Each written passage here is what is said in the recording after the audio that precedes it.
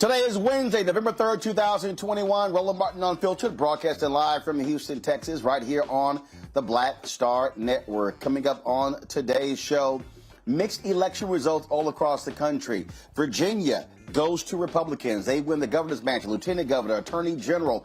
They also now control the House of Delegates. What did Democrats do wrong? Is this a reflection of the candidate, Terry McAuliffe, at the top of the ticket, or the standing up President Joe Biden across the country?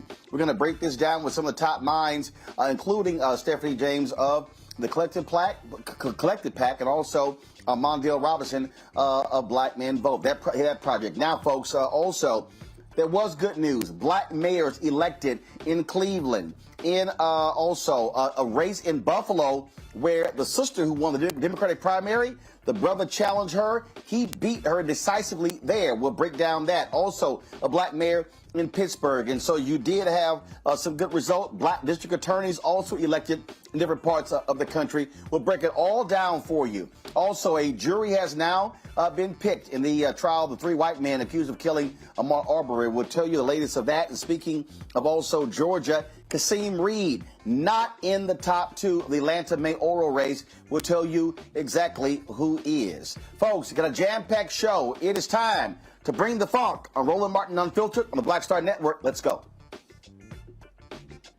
He's got it. Whatever the biz, he's on it.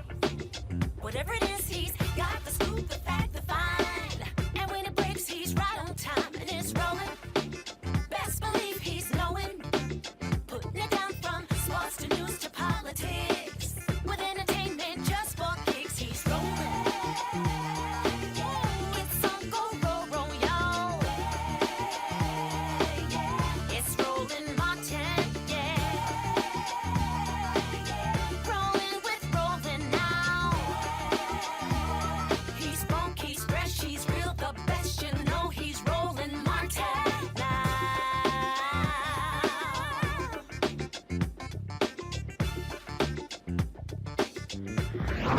Martin. All right, folks, it was a big night for Republicans in Virginia as Glenn Youngkin beats Terry McAuliffe to become governor there. Also, Winsome Sears becomes lieutenant governor, African-American woman there as well. Also, a Cuban-American wins the attorney general's race. In New Jersey, you had the incumbent governor squeaks by Republican there. Polls showed he was going to win by 8 points, but he barely wins in that race as well. And so a lot of different things happened last night. The question is, what did Democrats do right? What did they do wrong? What about black voters? Were they engaged? What took place on election night? Is it as bad as many people are suggesting, that somehow Democrats are adrift? They're lost. They have no strategy. They have no focus. What role did critical race theory play in ginning up and angering white voters across the country to see them turn out in various races? We're going to break this thing down. Let's get right to it with our panel. We have W. Mondale Robinson. He is the founder of the Black Male Voter Project, principal of WMR Consulting. We have Gary Flowers, host of the Gary Flowers Show in Richmond, Virginia. Quentin James, co-founder of the Collective PAC. Glad to have all three of you here. Folks, let's get right to this thing here. Gary, I want to start with you. You are on the radio there in Richmond with your show. Blowout, if you will, in Virginia. The early polls had Terry McAuliffe winning, the former governor winning 4 or 5 points. The Fox News poll last week shocked a lot of people. It showed Youngkin +8. You look at the exit polling data, it was non-college white women who rejected Terry McAuliffe in a huge way. McAuliffe also lost places in college towns. We also saw that as well. And so what really happened here? Was this a reflection of the candidate, Terry McAuliffe, at the top of the ticket? Was it a reflection of Democrats nationally and President Joe Biden? Thank you, Roland, for the opportunity tonight. We go back so many years. It's actually a combination of both. The lack of inspiration from the Biden administration, in particular not being able to deliver an infrastructure bill, and the perception that they're bungling along. Notwithstanding, there's usually a flashback on an incumbent president. However, the lack of inspiration from the top down married with a candidate that was regurgitated to Virginia. Remember, Terry McAuliffe served as governor 4 years ago, and no one asked for him to come back. Part of the inspiration for voters is that the candidate speak to them. I was on a panel last night with former Governor L. Douglas Wilder. I spoke to Reverend Jesse Jackson yesterday morning. Both of them indicated that the McAuliffe campaign never reached out to them. That is a colossal failure, or in the case of Hillary Clinton in 2016, an act of arrogance, that somehow or another Terry McAuliffe shows up in Virginia uninvited and just is coronated to be the next governor. That is not the way democracy works. And Black voters in particular were angered by that anger.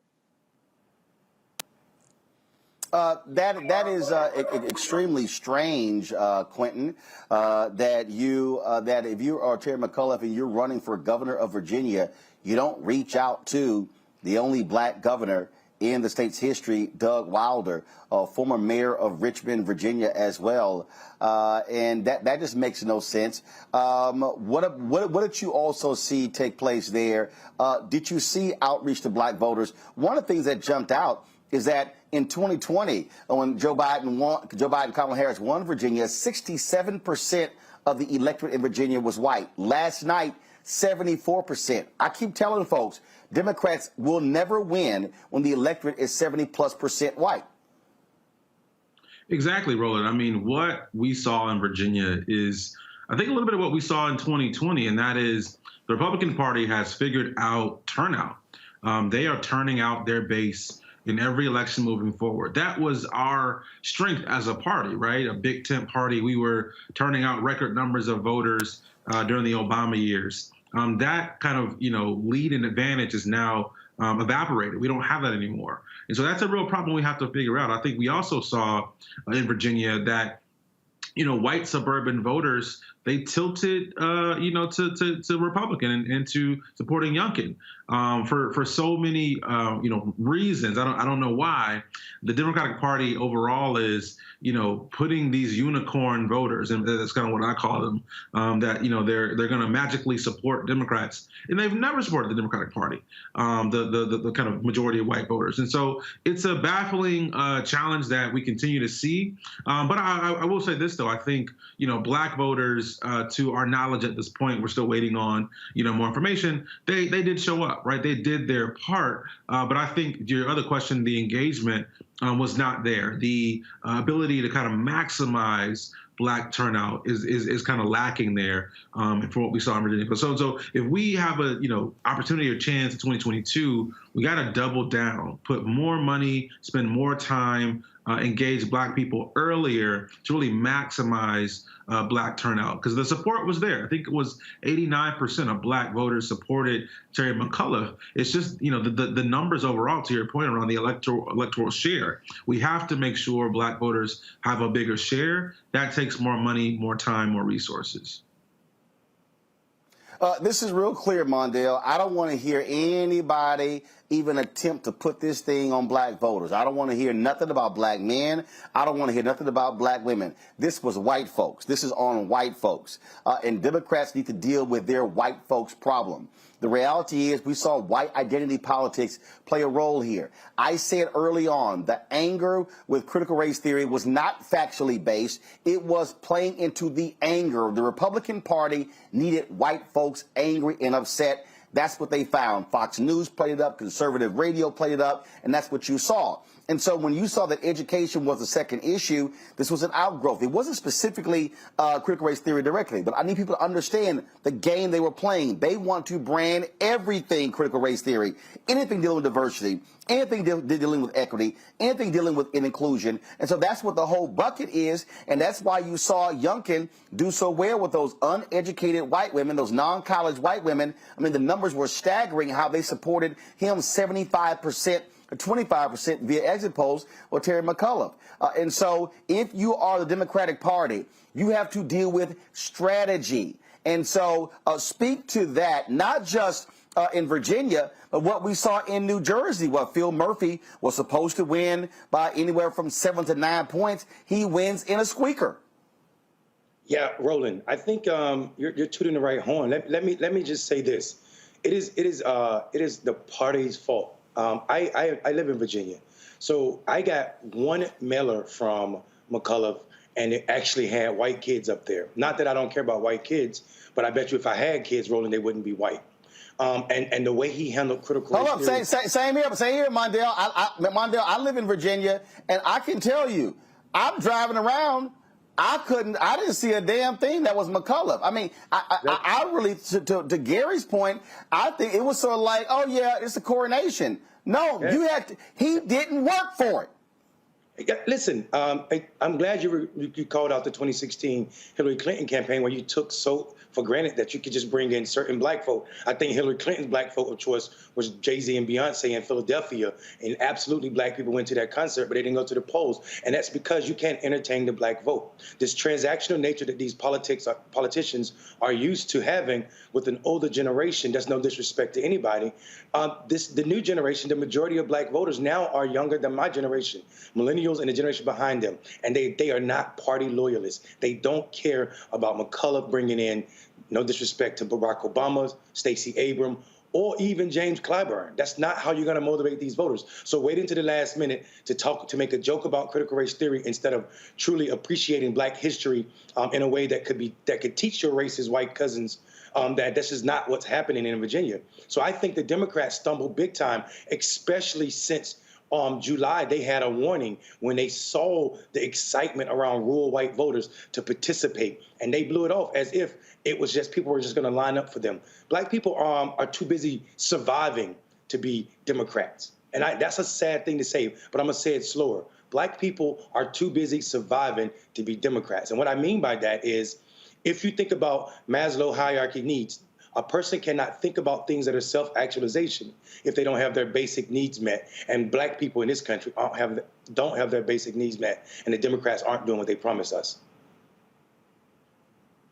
Well, the thing that I find to be really interesting here, Gary, Democrats, oh man, they were just so hyped and excited with how well they've been doing in the suburbs, but that means white voters. And guess what? In Virginia last night, they turned on them. That's what happens. Those white voters are fickle. This is the thing that Terry McCullough kept doing. Trump, Trump, Trump, Trump, Trump wasn't on the ballot. I kept trying to explain to people, look, the Trump party is the Republican Party. And so by trying to make it all about Trump, he ignored Youngkin. He ignored him. And so Youngkin was able to come in and wear his vest and present himself as this nice, congenial choice. And this is the deal. White folks rejected Donald Trump because they thought he was crazy. A less crazy Republican, we saw it last night, can win those voters. If you're Democrats, pay attention because you might see a repeat in 2022 and 2024, Gary. Absolutely. Roland, you know, a guitar has 5 strings. McCullough played one string, and that was that Youngkin was tied to Trump, which is not a bad thing for rural Virginia. But secondly, the Democratic Party in Virginia has structural flaws. The top-down presentation of McCullough as though voters would just accept him because he was presented is a flawed strategy. And then there is a 402, let's call it, year animal in the room, and that was former Lieutenant Governor Justin Fairfax. The Democratic Party in Virginia colluded to smear the name and reputation of Justin Fairfax, a very competent and capable lieutenant governor who was set to be governor. And so they run 2 other black women who have no chance of winning. And then you have 3 black people in the primary against McCullough, and he wins. And so the Democratic Party in Virginia has to answer questions about structure. Nationally, I am not convinced that a 2-party winner-take-all system is democratic. The Democratic Party nationally wants to date black people but doesn't want to marry them. I think the progressives on the left side of the Democratic Party should split. I think the the nut jobs on the right side of the Republican Party should split, and I think labor unions should form their own party. Our allies across the world, Roland, have 5 to 7 political parties in a constitutional parliamentary system of government. We have to visit that and think outside the box in America. To be frankly, I don't think that happens. And the bottom line here, Quentin, this is real simple. Those hard right folks, they care about power. I think that's what you see here. Democrats were awful with messaging when you look at the fact that they were not touting what happened with the economy. President Biden's poll ratings tanked after the Afghanistan decision, and that's why they have been down ever since then. And so it's also a question of how do you message? How do you speak to your audience as well? That's what we saw. And so I think if you're Jamie Harrison, you should be having Jamie Harrison needs to sit down and have a serious conversation with President Joe Biden and say, hey, man, are you trying to actually lead this party and run this country? Because if we saw what we saw already, what we saw last night, that's what that's going to tell us right now. If last night was a tornado, 2022 could very well be a tsunami. But a red Roland, tsunami, Quentin. But Roland, okay, let me just interject this. This is not a new Joe Biden. Joe Biden voted against busing in the 60s. Oh, no. Joe Biden wrote No. I understand. I understand it's not new. No, follow me here. I understand it's not a new Joe Biden, but the Republican Party that Joe Biden is used to is not today's Republican Party, and so that was Hillary Clinton's problem. She tried to separate Trump from the Republican Party. Joe Biden tried the exact same thing. I was critical of Joe Lockhart, former press secretary to President Bill Clinton. He said, I'm going to stop referring to the Republican Party. I'm going to call it the Trump Party. I'm like, no, you can't do that. The Trump Party is the Republican Party. The policies of Trump, they are the Republican policies. As long as they keep trying to separate Trump from Republicans, they're going to lose. This is who they are. As that meme going around of my man Coach Dennis Green, he said we thought they were who they were. That's what they are. And so the difference is you saw it last night. If you show me less crazy, I'll vote for it. But Youngkin stands toe to toe with Donald Trump, Quentin. He does, but here's the thing. I mean, we talking about messaging a minute ago, and I think what we also heard from black voters and voters around the country is, what have you done for me lately, right? The Democratic Party asked America to come out in record numbers in 2020, and they did. They gave Democrats the White House, the Senate, and Congress. And what have they done when it comes to critical black issues, like voting rights, dead on arrival, like the George Floyd Justice and Policing Act, dead on arrival. This conversation about reparations in H.R. 40, dead on arrival. And so there becomes a challenge where you can't message what you have not done. And I think people are also looking for that. Yes, we're going to show up and vote at average numbers. We need extraordinary numbers from base voters, black people, Latino people, young people. And until we have some actual policy wins that really deal with bread and butter, kitchen table issues, we're not going to see the kind of turnout that we need, again, to win these kind of elections. And Mondale, on that particular point there, when we talk about what have you done, if you have passed things, you still got to be able to message that properly. Which, like, for instance, a week after, Tim Scott went on television talking about the negotiation of the George Floyd Justice bill were dead. You know what I heard? Oh, Biden is considering some executive order actions. Well, where are they? Okay, you make a big deal out of it. You invite the families to the White House. I mean, you show some action. What they have to understand is they're now on the clock. They're on the clock. And guess what? If they do not make some changes, Mondale, they're going to get clocked in 2022, and they will not control the House. They will not control the Senate. It will only be the White House, and good luck, you will get nothing passed with Republicans controlling the House and the Senate. Listen, Roland, you know as well as I do, 2012, you and I have been screaming at these same white people about the same thing. Their consultant class is practicing an insanity. They've been running the same tired campaign since the 80s. They try to convince their conservative white cousins to perform in a way that they can benefit off of it and vote for them. It doesn't work, it will not work, and it can't work because the demographics of this country is darkening, and that is scary to them. They can't message to us because they don't know how to speak to us. They've been so long speaking at us that they're blind, that their consultants are failing them. They continue to fill up, but they're failing them. And this is a real thing about black equity in the Democratic Party. When I hear Brother Flowers say we need to leave, progressives need to leave the Democratic Party, I disagree. We need to keep that infrastructure and kick the moderates out and let them go join the Republican Party. Why give up all that power that we created? There is no Democratic victories without black voters, as we can see. And I'm not talking about a small number of voters. We vote for Democrats in ways that no one else does. So that, therefore, that is our party. So, and us ceding that land to some other people makes no sense. I'm telling you, McCullough was a flawed candidate, and we knew it in the summer when he was forcing Democrats, black elected officials in Richmond and all over the state, that if they endorsed one of the black candidates in the primary, that he was going to use he was going to weaponize the Democratic Party structure against them. So people were pulling back their endorsements for black candidates, and nobody said anything about that. Nobody.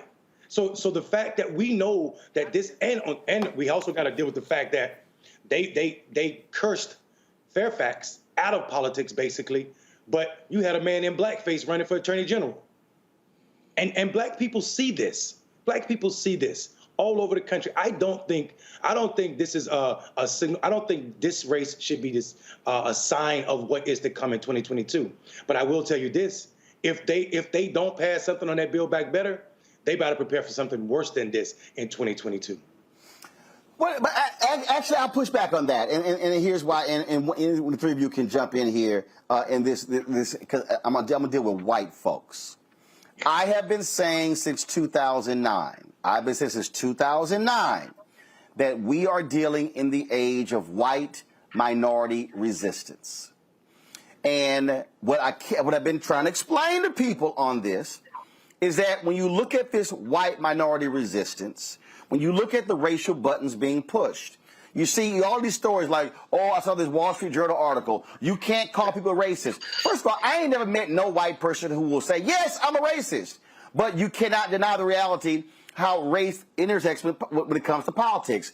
All of this stuff with critical race theory, we know exactly what this is all about. When you talk about, the shift of these independent voters, the reality is white voters who are independent, they don't give a damn about racism coming from one of these white candidates. Their whole deal is, what am I going to get? That's what you're dealing with. You can't ignore the Confederate statue issue in Virginia and the role that played. White anger was being stoked. White anger over coronavirus. White anger when it comes to mask mandates and vaccine mandates. All of those different things. It was that anger machine that was fueling the fire.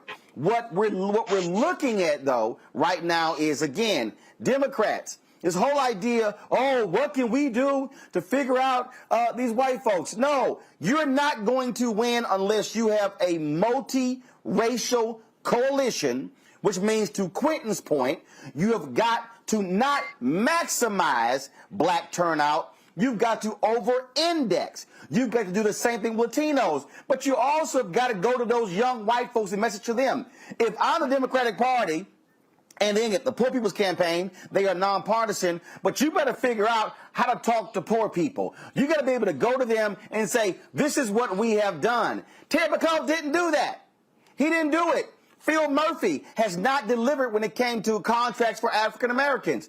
I've been working with the New Jersey Black Justice Coalition, and guess what? They're like, Phil, you're going to talk to us now? You saw what happened? And so this is one of those moments. This is a moment where also black political operatives and others should be standing up to the DNC, the DCCC, the Democratic Government Association, and sitting here saying, all right, y'all going to keep giving them money to all these white consultants? You're going to keep doing that game? This is the moment where they got to realize white folks are not going to save the Democratic Party, but if you ignore black people and others, you're guaranteed and destined to lose. 2 points from Virginia, Brother Roland. One is our mentor. Let me respond. Our mentor. Roland, our mentor. Hold on. Gary Quentin Mondale, go.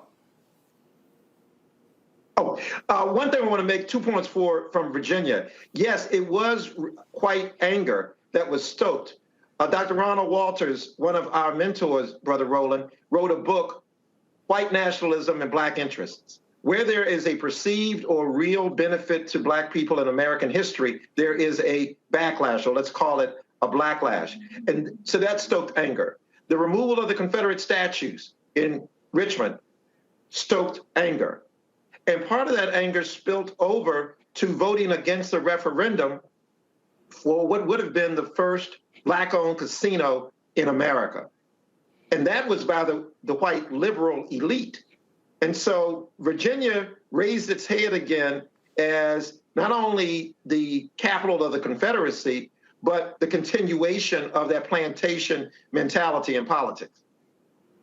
But and let's also add on to that too. I think to your point, Gary, is that the Democratic Party is avoiding the conversation about race. We are avoiding convos around police reform, right? It's like we don't want to talk about defund police. We don't want to talk about voting rights. We don't want to talk about reparations. We have to talk about these issues in a truthful, honest, direct way because the Republican Party is doing it already. They're already calling us socialists, already calling us, giving out handouts. They're already saying we are these things, and the white folks are listening to it. So why not just do it anyway? Damn it! Like, let's just do it, right? Dig down and really commit to these issues, because I think we will reap the benefits of exciting young people, Latino folks, Black folks, even women, right? Just go for the goalpost, because right now I think this capitulation that we're doing is going to cost us elections continually. May I add a friendly amendment? A friendly amendment. It wasn't just the Republicans calling us socialists. Joe Biden said he defeated the socialists in Congress. Yeah. Okay, so Joe Biden from the Democratic Party is referring to Democrats as socialists. Yeah. So. Well, first of all, look what happened. Look what happened in Buffalo, Mondale, where you had the sister who calls herself a socialist. She beats Byron Brown in the Democratic primary. He then runs as a write-in candidate and crushes her with the write-in votes, putting together a coalition of Democrats, but also Republicans and Republican money to actually defeat her. But you also have Bibb elected in Cleveland. You have the brother elected in Pittsburgh. You have other races as well that are going on. And so, again, the mistake as far as I'm concerned is when all of these white mainstream media people, when they somehow look at last night and go, oh my God, look at that in Virginia, and they start going on and all the different other reasons. The reality is this here. You had a weak candidate. Look, y'all, let me just everybody understand. I got Terry McCullough's phone number. I texted him 3 weeks ago. His campaign never reached out to even come on our show. I live in Virginia. Not one time did his campaign say, hey, let's have Roland Martin bring the show and moderate a town hall. It didn't happen. The reality is this here. You have to actually work for it. We have examples of candidates who won yesterday who worked for it. So if you were Tim Ryan in Ohio, guess what? You can't just talk to black preachers. You got to go to the ground. That's what Cliff Albright has been saying, Latasha Brown has been saying, Tamika Mallory has been saying, Walter, Mondale, I'm sorry, you got to go to the ground, which means you're going to have to tell your white political consultants, we ain't putting all the money in TV, mainstream TV. We're going to put it in black-owned media outlets, Latino outlets, and we're going to put it in boots on the ground. That's how you achieve turnout. Or you just give that money to black consultants and let them do it. But you're absolutely right, Roland. I will add, though. No. Hold up. It's some black consultants who are very much like white consultants. That's right. That ain't no cap. We ain't all talking skin about folk ain't kinfolk. Listen, this is my metric for white people. If the black people you love came to you from other white folk and ain't no black folk around them, they probably ain't speaking for our community. They speaking for your community. So that's just that. I pride myself on not having any ties. The origins of my organization did not come from the party. And that is not a knock on anybody else's organization. It is to say, though, I spent my money to talk to black people in a way that I know we want to be talked to. And this idea that we're not progressive, that we are, I'm arguing that black people are the most progressive people in this country, and also that progressives didn't lose last night. Milquetoast, white, boring Democrats lost, and their ideas. And where progressive ideas did lose, it was because of our white allies selling us out, i.e., the police reform bill in Minneapolis not passing. That's because white vote was up so high, and we know that city is 76% white. So that means our white allies didn't think enough of their black neighbors to say, okay, let's reimagine what policing looked like. But in Cleveland, we saw a Democratic, socialist, Mexican immigrant win a seat, right? I'm sorry, not in Cleveland, in Minneapolis, in the same district George Floyd was killed in, a Democratic socialist, Jason Chavez, who is the son of Mexican immigrants, won a seat. So progressives win when we're loud and progressive. What does not work is there's no motivation of voters when you're using milquetoast candidates who think, black people just need to be whipped up by James Clyburn. That ain't how you campaign. That's trash. That's tacky. It's transactional, and actually, it should be called the proverbial church fan or fried chicken, because it's a whole lot of work that has to be undone. First of all, people think black voters, black men specifically, are apolitical or apathetic voters, when in actuality, we have a level of antipathy, which is a different emotion. That's hate for politics, and it's grounded in history. 150 years of history where we were the first guinea pigs of voter suppression, and it's not yet stopped. So people forget, when you're talking about police reform or law and order, it didn't start with Richard Nixon. Yeah, he made it big. But law and order for us as a voter suppression tactic happened when they freed us enslaved. Look at North Carolina, my home state, which had 3 or 4 jails before or during slavery with no police officers. After slavery, and immediately after slavery, they shot up to 100 prisons. That is the beginning of voter suppression for black people, and it's not yet stopped. So when people are talking to us, white consultants in the Democratic Party, talking to us about how to talk to my community, it's ridiculous, and it's also nothing I'm willing to entertain at all. Hold on one second. I got to pay some bills. We come back. I do want to talk about some of these other critical races that we saw last night. Mayoral races, DA races that also are just as important as to what happened in Virginia. Folks, you're watching Roland Martin Unfiltered as we break down last night election results all across the country right here on the Black Star Network. Back in a moment.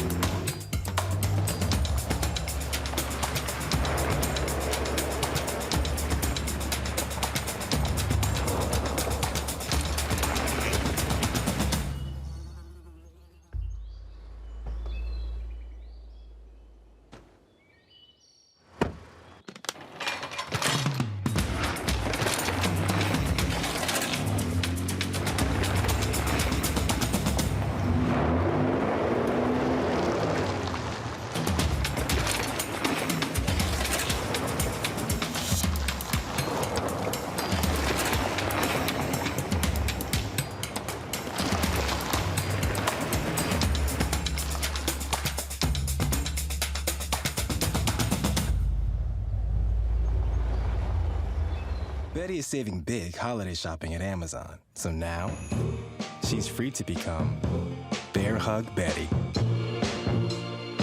Settle in, kids. You'll be there a while. Ooh, where you going?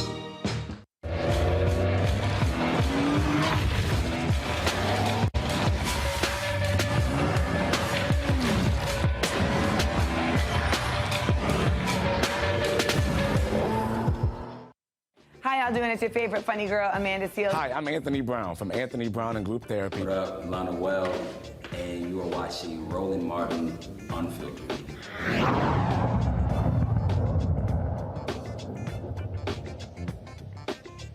All right, folks, welcome back to Roland Martin Unfiltered. We are here on the Black Star Network, live from Houston. I'm looking over some other results that took place last night that is important for us to recognize, because this thing goes way beyond just those races. Again, India Walton lost her bid to become mayor of Buffalo to Byron Brown. You saw that take place. We talked about that also. If you look at some of these other elections, you had the first African American mayor of Pittsburgh who won last night, Ed Gainey. He won. Also, in Durham, North Carolina, Elaine O'Neill won, becoming the first black woman to serve in that role as mayor as well. Of course, Eric Adams becomes the second black mayor of New York. He, of course, won last night as well. Justin Bibb wins in Cleveland. He becomes the second youngest mayor in the country as well. You also have an African-American who was elected district attorney, Alvin Bragg, Manhattan's first black district attorney as well. And so last night, Quentin, you saw what happens when you run candidates, to Mondale's point, who are exciting, who have a message, who people want to rally around. And so that's also a part of this equation. You can't ignore, you got to put the right folks up who can connect with the voters and who can talk about policy and their vision for the city, the county, the state, and the country. Exactly. You know, the Collective PAC, we were ecstatic. We had 78 black candidates on the ballot last night. Over 50% of them have won their races. We spent over $350,000 in direct contributions to those candidates. And so we're very excited about what we saw. And I think the point is correct. The point that you and Mondale are talking about is we are seeing, you know, Justin Bibb, I'm here in Cleveland, first-time candidate, right? Beat the entire establishment, raised over $1 million for his race. You know, but I think also beyond the candidates, we saw some important issues get voted on last night. We passed the major police reform bill here in Cleveland. There was a reparations bill that passed in Maryland last night as well. And so I think across the country, this wasn't a issue of moderates and progressives so much as it was, to your point, are you going to do the work? Are you going to put candidates out there who are going to grind, talk to voters, and bring forth issues to the people and let them decide? That's what we really saw last night. And I think while Virginia and New Jersey are somewhat of, the kind of hotbed talking points of the day, there are a lot of lessons I think we can take from some of these mayoral campaigns, right? I mean, Pittsburgh, Pennsylvania, their first black mayor in their history. That's historic.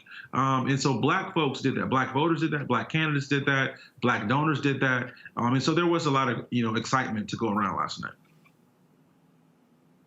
But here's the thing that Gary, that also why national media doesn't want to deal with this here. In Austin, Texas last night, this was backed by Texas Governor Greg Abbott. Voters there rejected a ballot initiative to give more funding to police, 68% to 31%. In Ohio, voters approved an independent body to investigate police misconduct. It passed 59-41. And yes, the ballot measure in Minneapolis failed to create a Department of Public Safety, but it got 43.8% of the vote. Hello, we're talking, and also Arizona, they passed $15 an hour as well. So guess what? For all of this talk about how progressives lost last night, no, they actually won, except when you ran the white, boring, moderate candidates. Exactly, Roland. We know across the country that the nation is more progressive than not.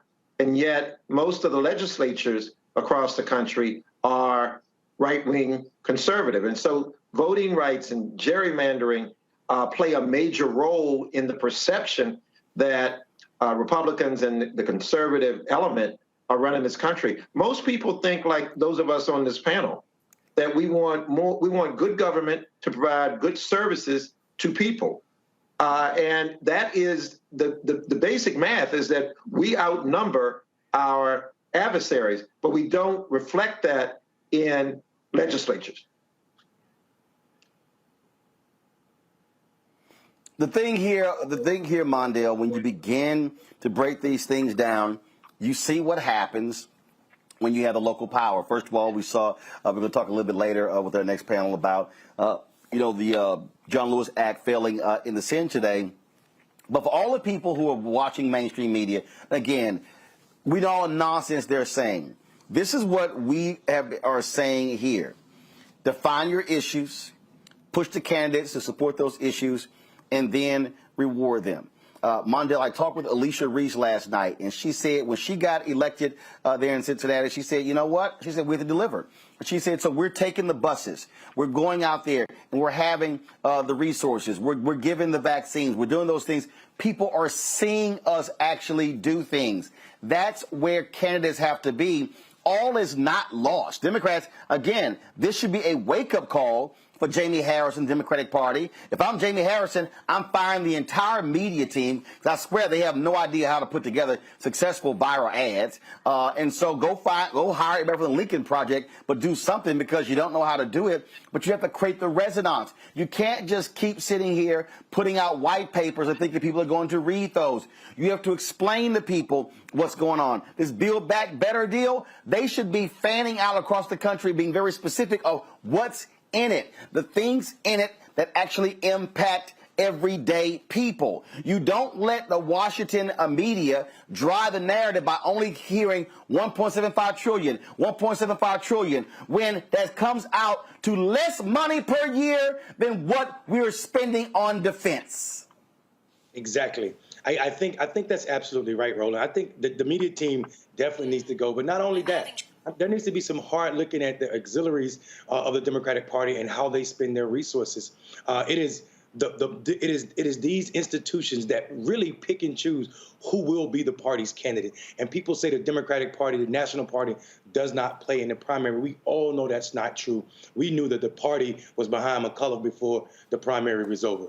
We knew that. They came to Virginia, and because Virginia is the Wild West of funding when it comes to campaigning. So there's coordination between C4 organizations, the party, and all other people that want to play. We saw a coordinating way, the Turnout Project, whatever the name of the new organization they created this year just for this McCullough thing, and it didn't work. And part of the reason it didn't work is because the strategies and the strategists are wrong. They're wrong for the time. It was wonderful while it lasted, but you can't call black people, you can't TV ad us to death, and you're gonna need to figure out how you extend black people if you are to win and be and not lose more gubernatorial elections come next year, and also lose control of the House and the Senate. Here's what's necessary though, and nobody's talking about this. There's a form of voter suppression that nobody is really talking about, and it is the number one form of voter suppression, and that's poverty. That's poverty. Poor people can't think about voting when their stomachs are rumbling, when their kids' stomachs are rumbling. And until we address how hungry people are, proverbially and also literally in this country, we will have a large segment of the population that will always be so-called sporadic or low information voters, and that is the fault of the problem, like you said, not one, articulating what's in the Build Back Better, and two, not passing it because of Joe Manchin and Sinema and, well, hell, the Jim Crow era relic, the filibuster. Well, you already saw the reaction where Democrats in the House said they're going to put paid family leave back into the bill. It was a dumb idea. Listen to Joe Manchin to take it out. Gary Flowers, Quentin James, Ahmaud Robinson. Gentlemen, I certainly appreciate it. Thank you so very much. Thank you, Roland. Thank you. Appreciate you, Roland. Folks, go to the Black Star Network to watch. We earlier today live streamed the Black Women's Roundtable, their breakdown and analysis of last night's election. And so if you want to see that, go to the app. It's a great conversation. We streamed it on the platform for you to check it out. All right, folks, got to go to a break. We come back. We're going to talk more politics. What happens going forward? What should we as African Americans not only be asking for, demanding, but how are we mobilizing and organizing our people to vote in our interest? We'll talk about a jury selection in the Ahmaud Arbery case as well. Lots more to talk about right here. Roland Martin Unfiltered, broadcasting live from my native city, Houston, Texas, right here on the Black Star Network. Back in a moment. Oh, that spin class was brutal. Well, you can try using the Buick's massaging seat. Oh, yeah, that's nice. Can I use Apple CarPlay to put some music on? Sure, it's wireless. Pick something we all like. Okay, hold on. What's your Buick's Wi-Fi password? Buick Envision 2021. Oh, you should pick something stronger. That's really predictable. That's a really tight spot. Don't worry, I used to hate parallel parking. Me too. Hey. Really outdid yourself. Yes, we did. The all-new Buick Envision, an SUV built around you, all of you. Once upon a time, there lived a princess with really long hair who was waiting for a prince to come save her. But really, who has time for that? Let's go. Feeling myself. I'm feeling She ordered herself a ladder with Prime one-day delivery, and she was out of there. I want some hood girls looking back at it and a good girl in my tax bracket. Now, her hairdressing empire is killing it. And the prince, well, who cares? Prime changes everything. But I'm back at it and I'm feeling myself.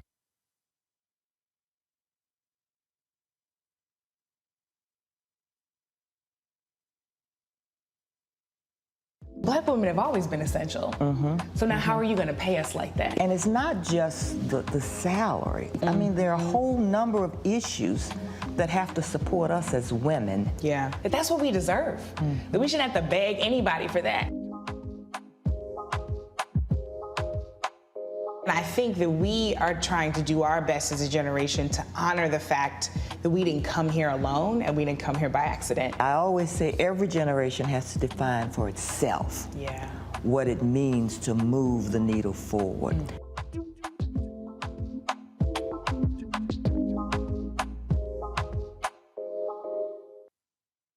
Time to be smart. Roland Martin's doing this every day. Oh, no punches! Thank you, Roland Martin, for always giving voice to the issues. Look for Roland Martin in the whirlwind, to quote Marcus Garvey again. The video looks phenomenal, so I'm really excited to see it on my big screen. Support this man, Black Media. He makes sure that our stories are told. See, this difference between Black Star Network and Black-owned media and something like CNN. I got to defer to the brilliance of Dr. Carr and to the brilliance of the Black Star Network. I am Roland with Roland all the way. Honored to be on a show that you own. A black man owns the show. Folks, Black Star Network is here. I'm real revolutionary right now.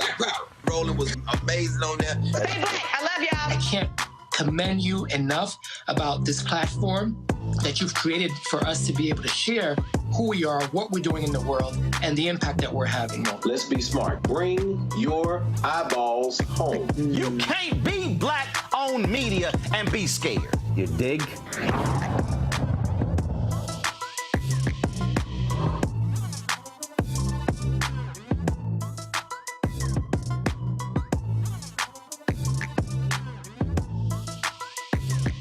Our age have lost the ability to focus the discipline on the art of organizing. The challenges, there's so many of them and they're complex, and we need to be moving to address them.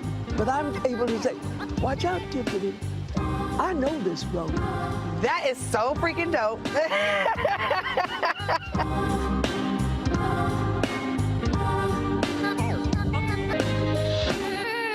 Hey, I'm Deion Cole from Blackish. Hey everybody, this is your man Fred Hammond, and you're watching Roland Martin, my man, Unfiltered.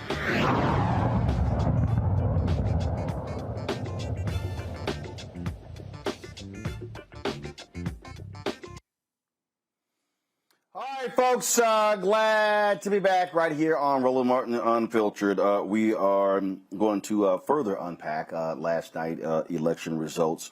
A lot of different things, as I said, took place last night that was quite interesting, and what I need people to understand as we are talking about elections, and the reality is this here. If you look at the history of there in Virginia, the party that wins the White House and next election, there's a huge shift there. And so I disagree with a lot of people that you somehow can determine that what happened in Virginia is just so cataclysmic that is unbelievable. Bottom line is this here. You saw a huge shift because that's what happens in these elections. What you have to be looking at, though, is what's the turnout, not the percentage. What are the numbers? And so when we talk about African Americans, where do we stand when it comes to in terms of being able to drive turnout in our community. You're seeing what do we fund. If, and be real clear here, if the focus is solely locked on for a party to fund those efforts, then you're going to have failure. The reason Georgia flipped, it was because folks in Georgia organized, mobilized, raised the money, and changed the game. Amendment 4 with Desmond Meade and Sheena Meade in Florida because of what they did. That's why on-the-ground activism is just as important, even more important, I think, than party activism. My panel right now is A. Scott Bolden, former head of the National Bar Association Political Action Committee, also John Jackson, chair of the DeKalb County Georgia Democratic Party, and Brianna Cartwright, a political analyst as well. Glad to have all of you here. What jumps out right now, as far as I'm concerned, on this election last night, it goes to show you when you have enthusiasm on one side and you don't have enthusiasm of the other. The candidate drives that. The message drives that. All of those things drive that. And so from an African-American standpoint, Scott, I'll start with you. Our focus has to be on what are we driving, demanding, looking for between now and the midterm elections next year, and who are the candidates that we want to see win, and how are we going to fund them to get them over the top? Well, I think you're absolutely right. But all of those factors, the narrative, the excitement, it's easy to grow excitement and fervor when you are against something. It's harder than when you're for something. The Democrats have a year to fix what happened in Virginia, but I tend to think every race is different. One of the reasons that black folks and Democrats didn't come out in higher numbers is because the White House and the Senate Dems simply haven't been able to get the job done. You and I have talked about this. I've said it before, that if you don't get criminal justice reform done, if you don't get voter protection and voter reform done and vote against voter suppression, then there's no reason for Democrats, black or white, to come out and support this administration. And I know it's only been 9 or 10 months, but I've been saying it and others have been saying it. There's no reason for them to come out. Now, this is a governor's race, right? And Terry McAuliffe and the beloved bill and him being misquoted or taken out of context, Youngkin had the money and the expertise to exploit it. He didn't need Trump, if you will. And they convinced Trump not to get in the race other than do his call-in rallies, but he never criticized Youngkin. And you know he was chomping at the bit because he took credit for it this morning and late last night. The Democrats simply have to deliver, and they have not delivered. And you're going to see this in 2022. You're going to see it in 2024, whether it's education or the economy. It all goes to COVID. Biden can't be blamed for COVID, the second or third surge, if you will, but he's the president. And so you got to give them a reason to vote for you. And we've realized, lastly, that linking Youngkin to Trump, with Trump not on the ballot and Trump not in the White House, will only take you so far. Now you got the ghost of Trump, but Youngkin didn't look like Trump and he wasn't hugging Trump. And so now you've got to deal with a moderate Republican candidate and perhaps other candidates who court Trump voters, but court independents and suburbanites and the intellectuals and the college educated who say people like Youngkin, who shoots basketball and wears khakis, but hold Republican views and hold Trump views, they're just not as disgusting and obnoxious as Donald Trump. That's what we're going to be up against in 2022 and 2024. So Roland, can I? Bottom line, though, the bottom line here, and the reason I want to go to Georgia on this is because, again, the difference here, what you saw black people mobilize and organize on the ground. That was the difference there. John, yes, you have a party structure there, but it was the people who were then dictating what the parties do, not the other way around. I still fundamentally believe that if Senator Warnock is going to get reelected in Georgia, it is going to take that level of mobilization on the ground. I said it earlier that too many of these campaigns are driven by the consultants, put all the money on television, bombard people with TV ads, and I'm sorry, that ain't gonna always do it. You've got to have boots on the ground. You got to be activating people. I said this last year, John, the Democratic Party should be focused in holding town halls and meetings with people in advance of 2022, not waiting for July or August. And no, really going in and talking to people and saying this is what we're doing, what we want to do, and showing them if you don't do that, you're guaranteed to lose. Yeah, Roland, I 100% agree with you. Sometimes it's the party, sometimes it's not. We at DeKalb County Democrats, we were in communities all year long, not just when there was an election nearby. It's how we got several hundred volunteers. It's how we raised close to $500,000 and then ended up hiring, 90 plus staff. And we were just a county party. And that we were a big reason why Georgia flipped. And whether it's a county party or another organization like the guest you had on earlier, Mondale, for like Black Male Voter Project, you just have to do the work year round. You can't leave the black vote as an afterthought. You have to be engaging the black community all year long. But there are systemic issues, national systemic issues, and that could hurt us. And if the Biden administration cannot move the ball, if we can't get past the gridlock in the Senate, it's going to be a tough job in Georgia. We can do our best, but the energy it'll be hard to generate the energy if the Biden administration doesn't start moving the ball. Brianna? Yeah, so I agree with that. As John knows, I'm very much a proponent of just hard work and grassroots organizing. And so I think that it's very problematic, and you've stated it so much, Roland, that people think that advertising and these mailers are going to win campaigns. And I want to emphasize that it's not just white consultants. It's old campaign managers. There's people who haven't progressed and realized what they need to do for the community. And, they're making a lot of money by just selling the inexperienced people their mailers.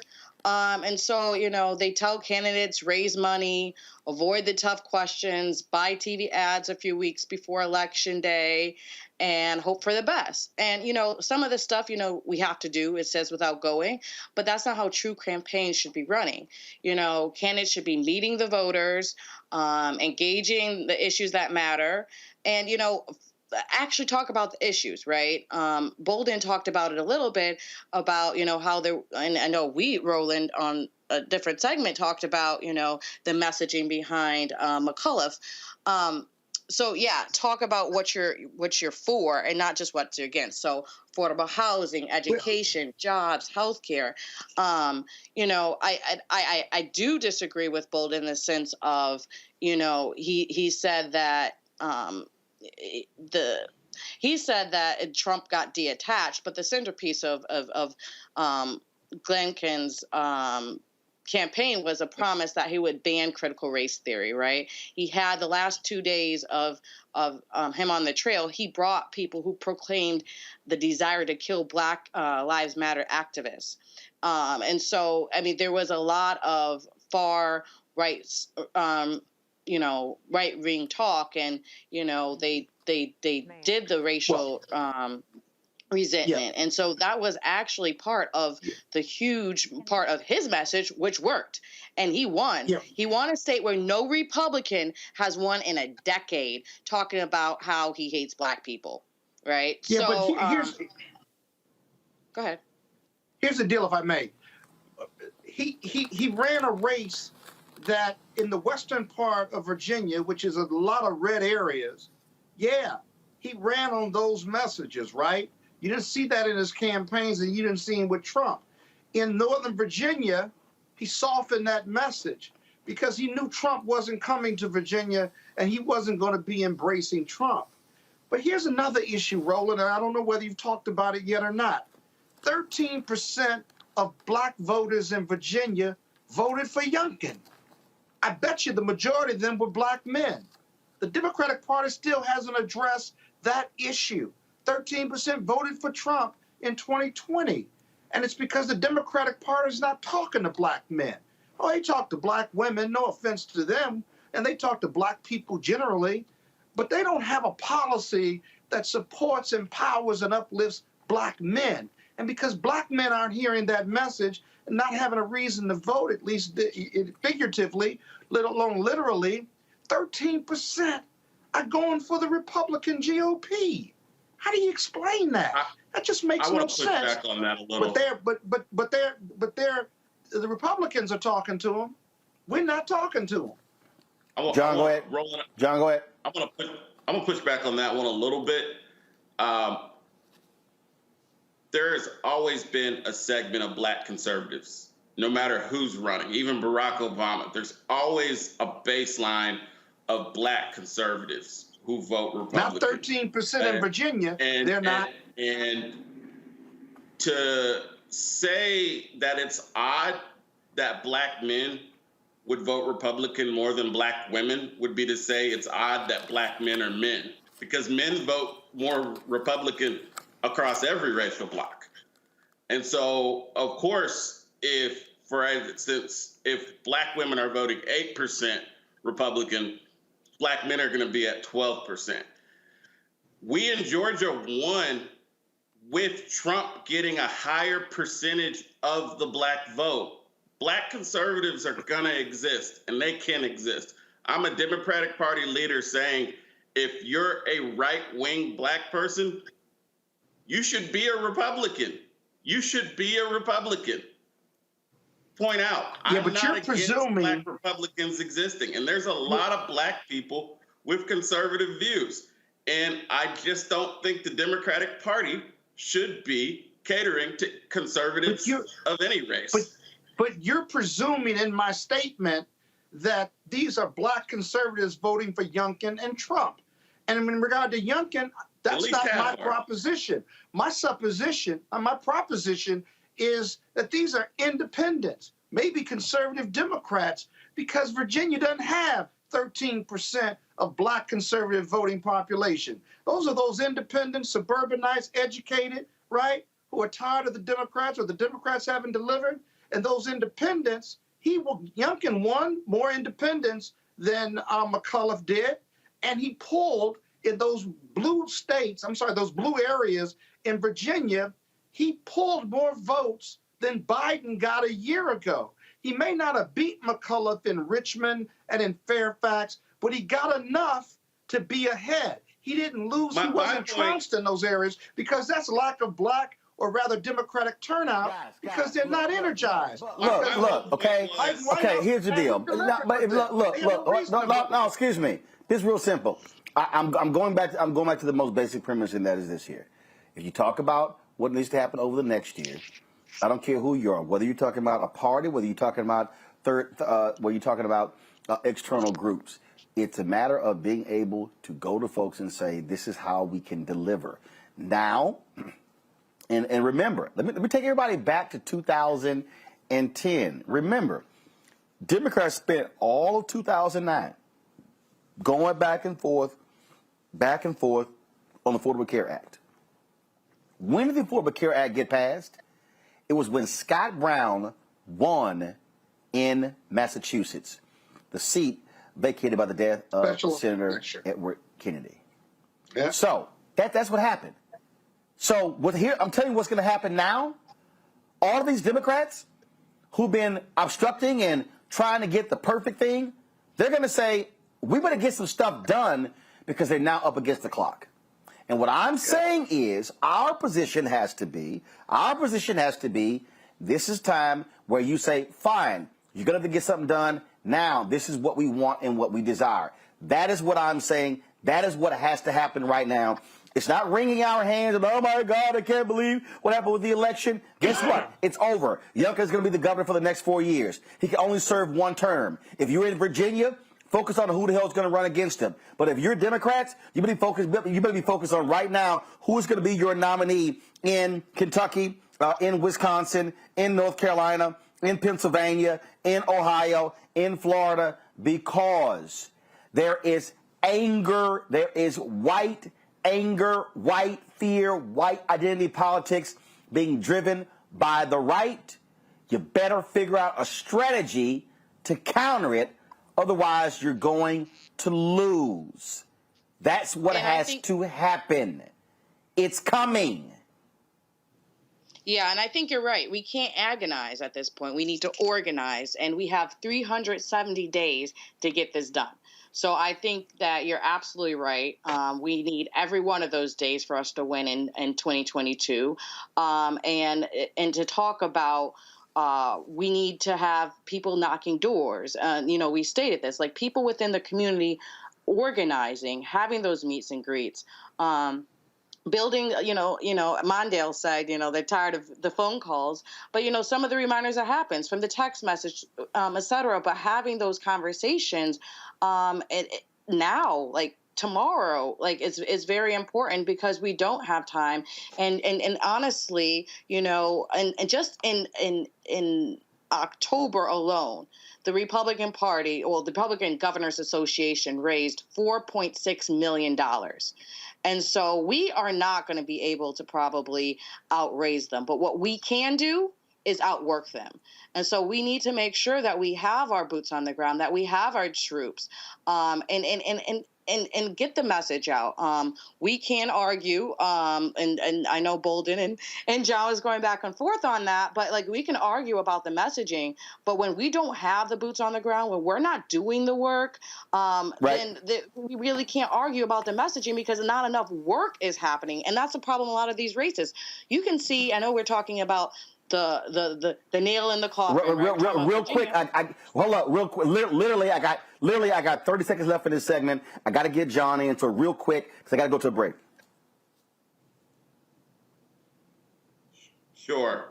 I mean, I think that between now and then, it's got to be a barnstorm, and we have to be relentless in moving the ball forward in D.C., get some stuff passed, and really just not stop. And we have to get the Democratic Party has to stop sweeping the black agenda under the rug. It's angering a lot of black people right now. The Biden administration is talking about sending out checks to migrants, but won't entertain the conversation of No. That is incorrect. That is what's been In fact, that was addressed today at a White House news conference. Let me this is the stuff that what we as black people cannot do, and that is with misinformation. They're not talking about handing out checks to migrants. What they're talking about, we've got to correct black people when they're wrong. The ACLU has sued the federal government for the treatment of the individuals on the border, the separation of families. And so what is being talked about is not even been decided is, do you settle a lawsuit?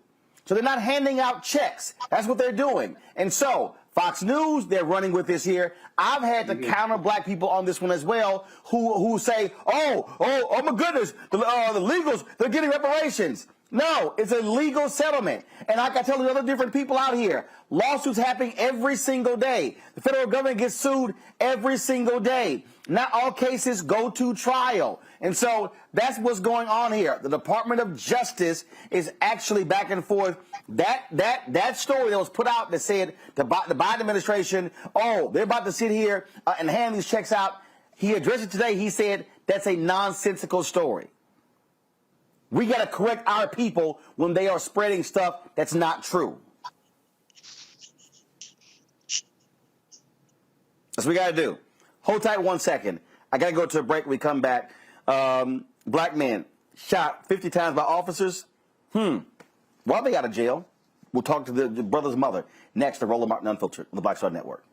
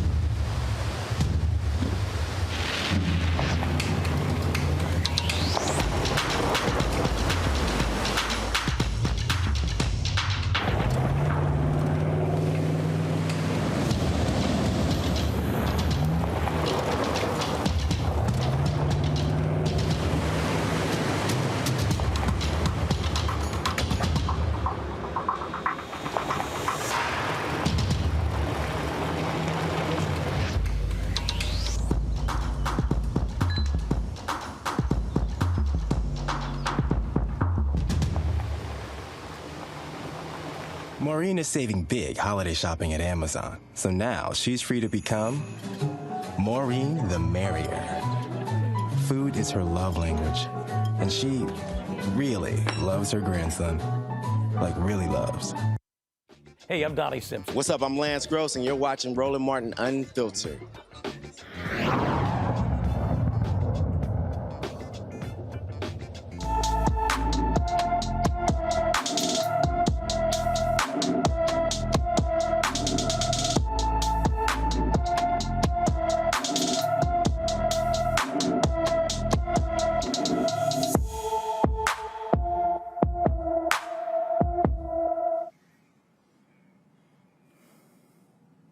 44-year-old Janja Brunson has been missing for over a month. She was last seen in Washington, D.C. on Thursday, September 30th.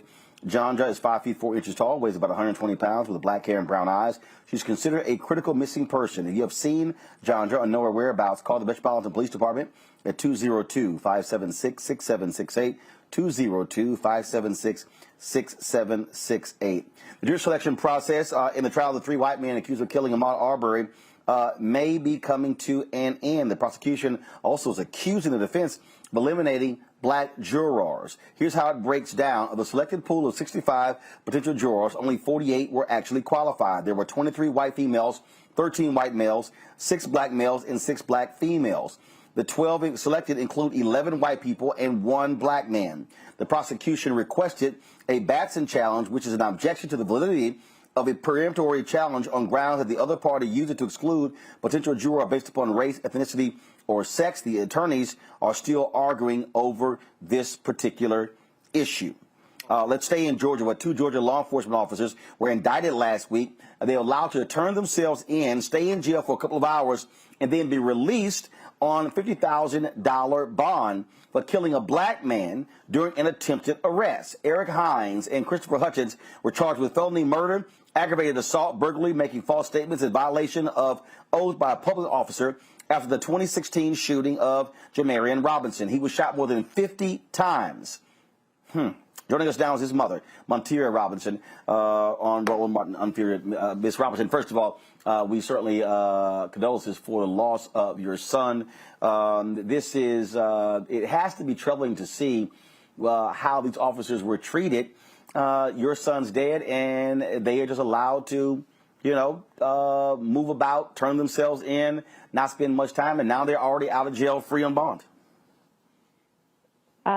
Actually, to be honest, today I have been a little saddened because of the $50,000 bond, because here you are, you have these major charges, felony murder, 2 counts of felony murder, burglary, aggravated assault, and all you get is a $50,000 bond.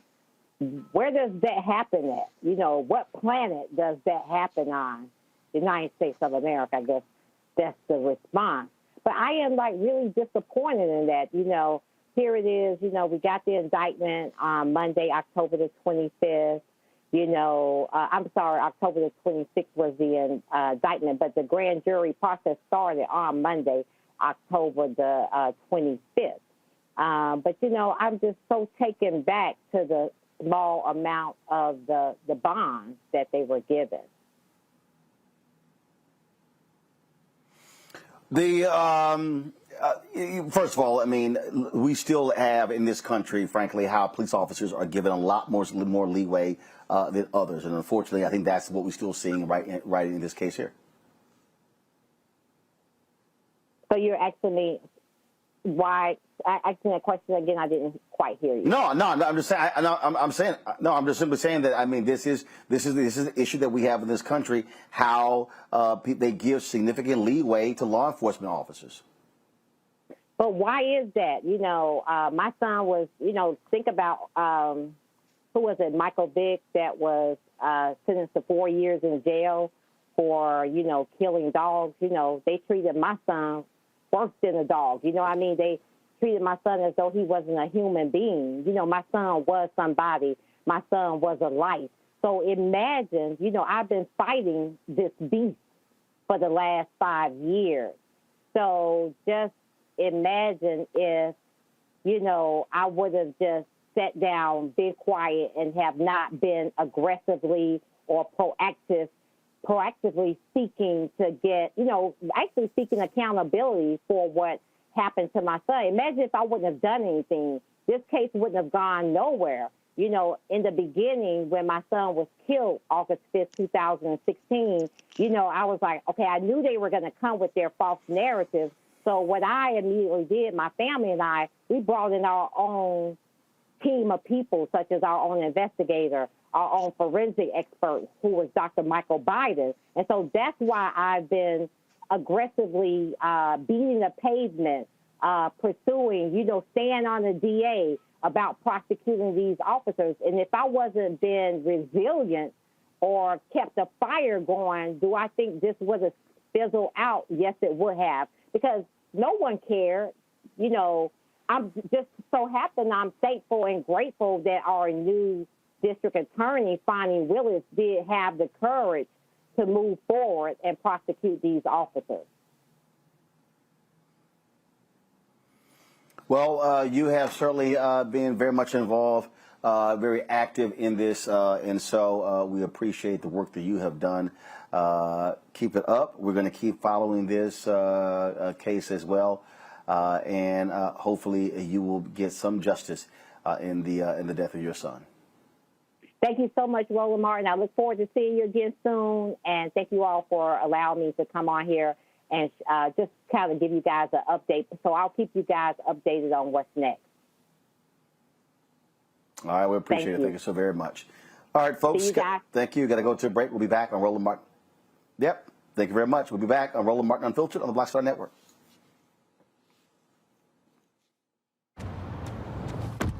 Oh, that spin class was brutal. Well, you can try using the Buick's massaging seat. Ooh, yeah, that's nice. Can I use Apple CarPlay to put some music on? Sure. It's wireless. Pick something we all like. Okay, hold on. What's your Buick's Wi-Fi password? Buick Envision 2021. Oh, you should pick something stronger. That's really predictable. That's a really tight spot. Don't worry. I used to hate parallel parking. Me too. Hey. Really outdid yourself. Yes, we did. The all-new Buick Envision, an SUV built around you. All of you. Once upon a time, there lived a princess with really long hair who was waiting for a prince to come save her. But really, who has time for that? Let's go. Feeling myself. I'm feeling She ordered herself a ladder with Prime one-day delivery, and she was out of there. I want some hood girls looking back at it and a good girl in my tax bracket. Now, her hairdressing empire is killing it. And the prince, well, who cares? Prime changes everything. It's time to be smart. When we control our institutions, we win. This is the most important news show on television of any racial background. Y'all put $2, $3, $4, $5, $10, $15, $20, $30 on this and keep this going. What you've done, Roland, since this crisis came out in full bloom. Anybody watching this, tell your friends, go back and look at the last 2 weeks, especially of Roland Martin Unfiltered. I mean, hell, go back and look at the last 2 days. You've had sitting United States senators today, Klobuchar and Harris. Whatever you have that you can bring to Roland Martin Unfiltered to support it, please do, because this information may literally save your life. Watch Roland Martin Unfiltered daily at 6 p.m. Eastern on YouTube, Facebook, or Periscope, or go to RolandMartinUnfiltered.com. Support the Roland Martin Unfiltered Daily Digital Show by going to RolandMartinUnfiltered.com. Our goal is to get 20,000 of our fans contributing $50 each for the whole year. You can make this possible. RolandMartinUnfiltered.com. George Floyd's death hopefully put another nail in the coffin of racism. You talk about awakening America. It led to a historic summer of protest. I hope our younger generation don't ever forget that nonviolence is soul force. Priceless.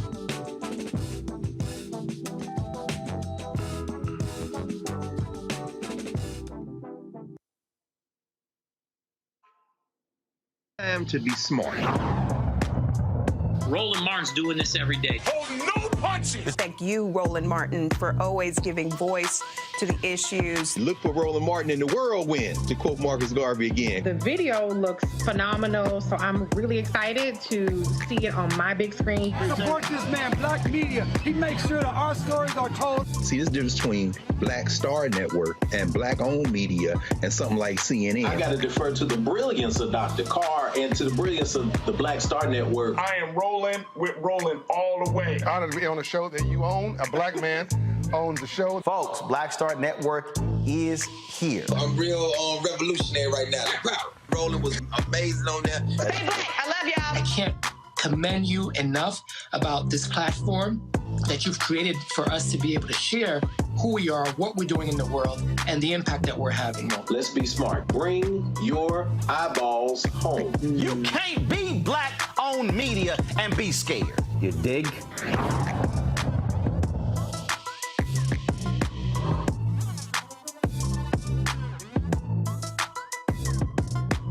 Hi, I'm Vivian Green. Hey everybody, this is your man Fred Hammond, and you're watching Roland Martin, my man, Unfiltered.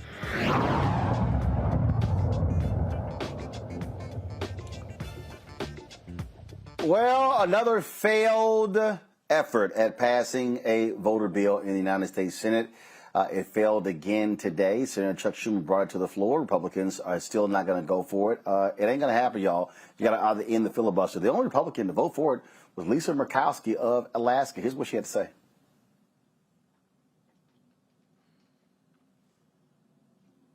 From Alaska. Madam President, I've come to the floor this afternoon to speak also about the John R. Lewis Voting Rights Advancement Act. This is S4. Listening to my friend from Virginia here describe some of the history that he and his family have lived through. Is again, these are an important part of the discussions and the debate when we talk about one of the very cornerstones of our identity as an extraordinary nation, one of these principles of democracy and freedom, and those are fair and open elections.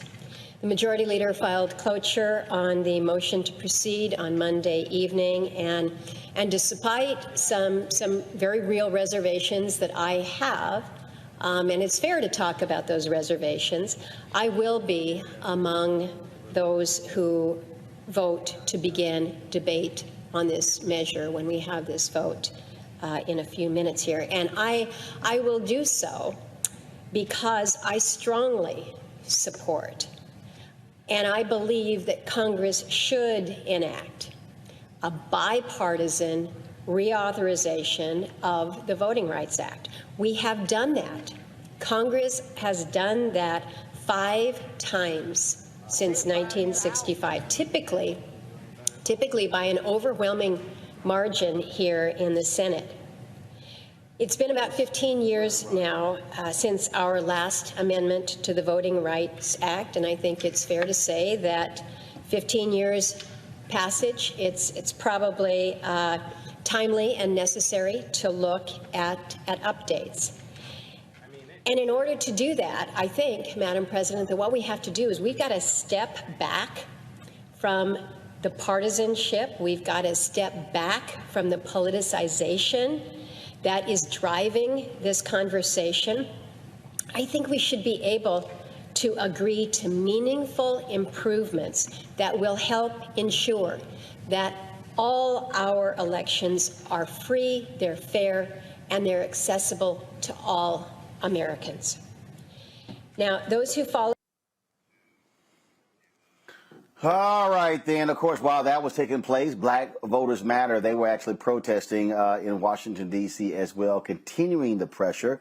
The group of black women are going to be protesting tomorrow. We'll be live streaming that from 2 to 3 p.m. as well. And so you're seeing the continuation of the effort to try to get a voting bill. Bottom line is, look, what we're seeing, John, over and over and over again, we're seeing look, at the end of the day, unless Democrats are willing to break the filibuster, there's not going to be a For the People Act, a John Lewis Act. It's not going to happen. All those people who would walk up to John and praise him and love on him when he was alive, they don't give a damn the bill is named after him. They don't give a damn that he actually wrote the bill. The Republicans are not going to vote for it. So the only way this bill gets passed is if Democrats break the filibuster.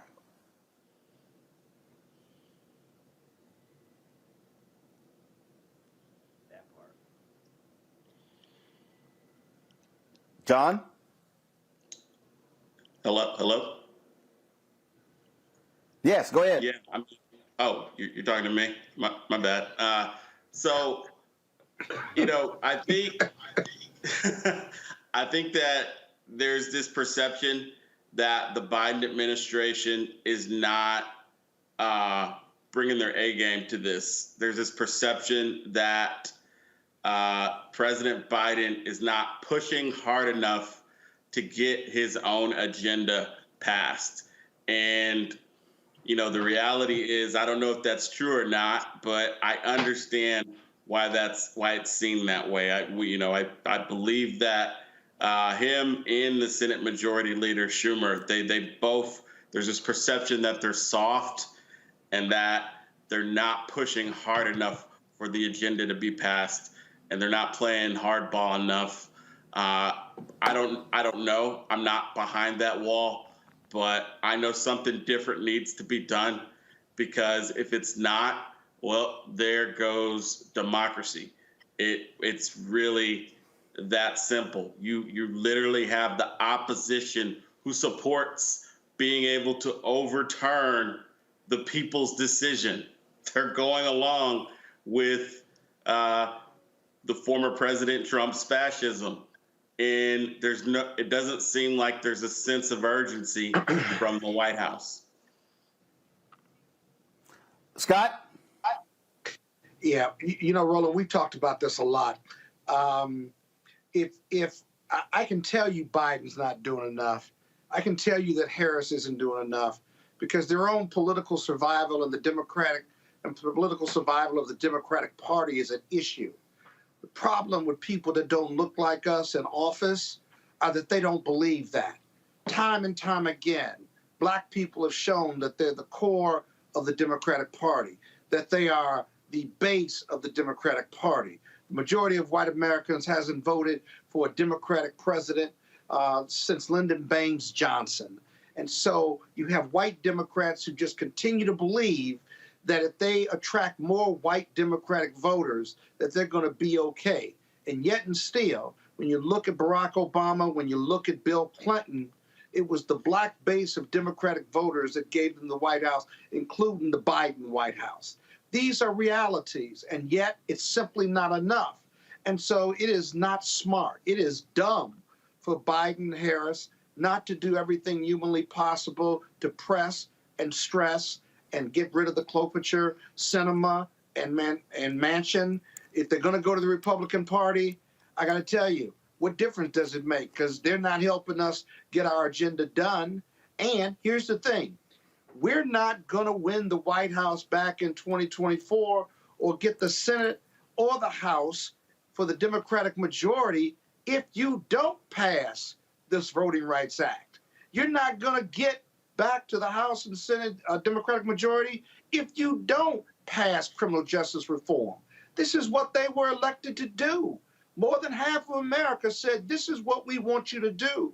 And they have not done it. And I don't care why they haven't done it. We have to be very results-oriented about it. You've convinced me, Roland, that protesting in the streets is a big part of this thing.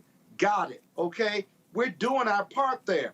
Not enough white Democrats aren't, though, because they don't believe they need the black vote to get reelected in 2022 or even 2024. And so we're stuck in this political vortex, and neither side wants to move, but black people are moving. We're mobilizing. We're protesting. We're doing everything we can.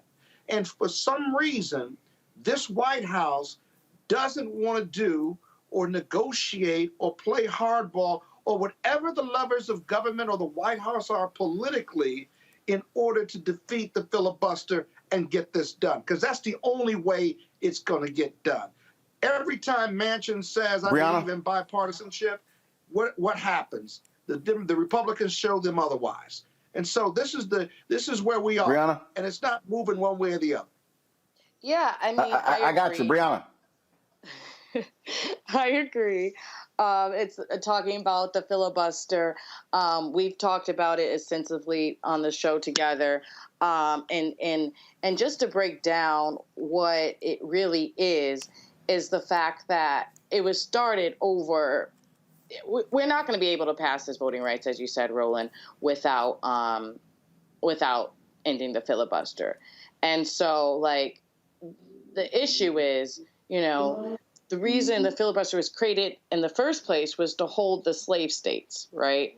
And, it was enforced when they were trying to say it was okay to hang Black Americans on the trees. So, it took a while, 2018, to get lynching to be illegal, right? On books. And so, this is a thing that they've been utilizing forever at this point in order to keep us from our safety and our protections. And so, I mean, it's a shame that we have the majority of the Senate and in the House, and we are not utilizing it. The people have spoke. And Mitch McConnell is still blocking what the people said they wanted. And so, we need to fight hard. To end the 60 vote threshold, get rid of the filibuster, because it definitely was, for race reasons. They thought that, okay, the excuse, right? Of course, they didn't say, oh, it's to keep Black people away. But, it was to shorten the process, because before you were supposed to have the bill brought, we learned this, conjunction, what's your function? The bill is brought to the floor, the Senate debate the bill, the senator ended the bill, and then senators vote on the bill. And they thought, okay, well, this is too many rules. Let's cut it. And, which one they cut clearly was the debate. And, things can go on forever and forever. And they've been utilizing that to seize more power for white America. Well, we'll see again what happens next. All right, folks, got to go to a break. We come back. Tech Talk right here on Roland Martin Unfiltered on the Black Star Network.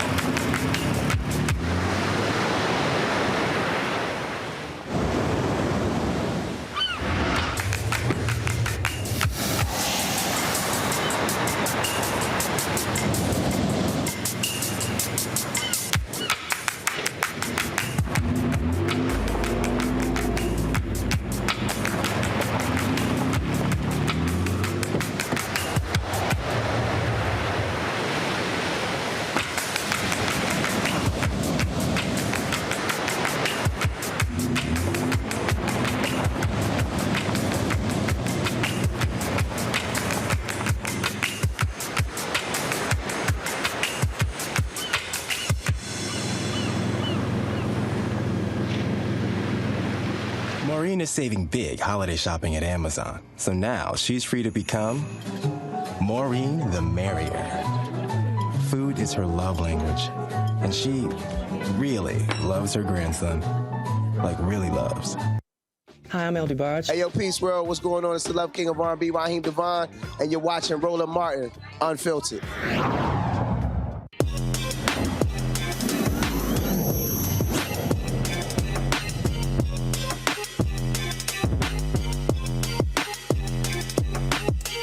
All right, folks, we've talked a lot about on the show about financial literacy and how important that is. Well, we also say you should start young. Well, my next guest created an app to do so. Mike Gross is out of Philadelphia. He's the founder of Kiddie Kredit, and also the head of education for them as well. Mike, how you doing? Excellent. How about yourself, sir? Doing great. All right, so walk us through what exactly is this app, Kiddie Kredit? Sure. I'll be very brief.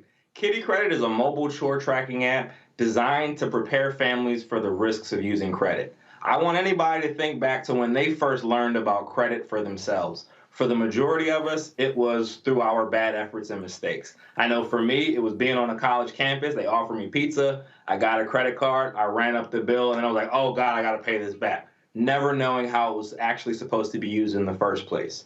Our goal with Kiddie Kredit is to have children at a much younger age understand how the process works, so that way, well in advance of them ever having to actually use credit, they know how to manage it effectively.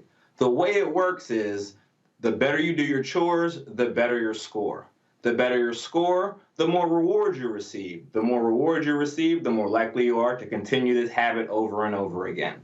We tie our scoring system exactly to the way FICO works, so inherently you are learning, one, how to manage and build positive habits, but then two, how credit is actually calculated for your parents as they do things in the future.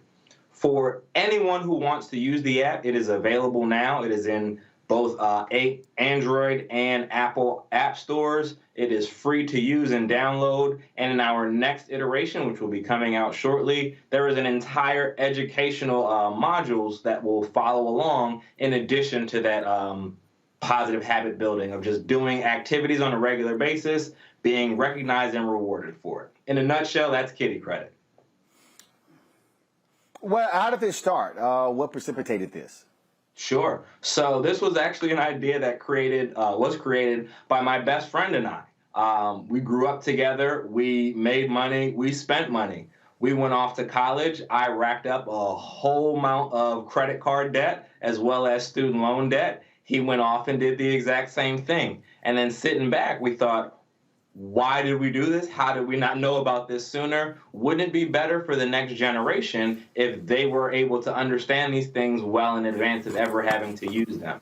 The aha moment really came when we figured out that chores can be exactly the same way as payment. If you think of a missed payment like a missed chore, it's an immediate click. If you think about the longer you've been doing a chore, like the longer you've had an account, it showcases that you have responsibility for a longer amount of time. So there is an immediate and direct tie-in between how credit works and how you are managing your regular activities on a daily basis. So once we got that understanding, then it was really all about figuring out how to make it engaging and enjoyable for both a child and a parent to want to be involved in. Questions from my panel. Brianna, I'll start with you. Yes, thank you so much for this idea. I love it. I don't have any children right now, but I had the debate in my head of whether I would pay my child with money or not, and how they would use that money and so forth. So I like that this is a way to still encourage chores without having to give them your hard-earned money. So I appreciate that. One of my questions is, when it starts, it starts at zero? What does it start with? How many, is there a way to diversify more chores, or how do you know, everyone's approved for it? How do you know, the aspect of sometimes you're not going to be approved for some credit cards, or you might need to work more to pay off this debt? What is it? Is it just the chores and then you see it? Love it. These are all really great questions. I'm going to try and answer all of them.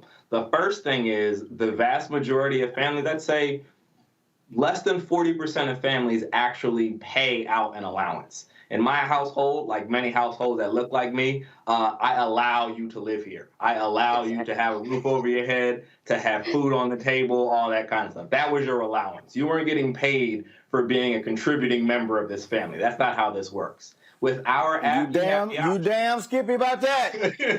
Damn, you got the option. If you are paying out cash to your kids, by all means, more power to you. If you've decided that monetarily is not the way I want to do things, parents decide what the rewards are for the chores that are set in place. It could be anything from later bedtime, more TV time, more screen time, ice cream, hanging out with your friends. There's a whole host of different options that we will provide to you within the app, whether or not you decide you want to pay out actual hard-earned dollars to your children. Another great question. We start at the age of 4.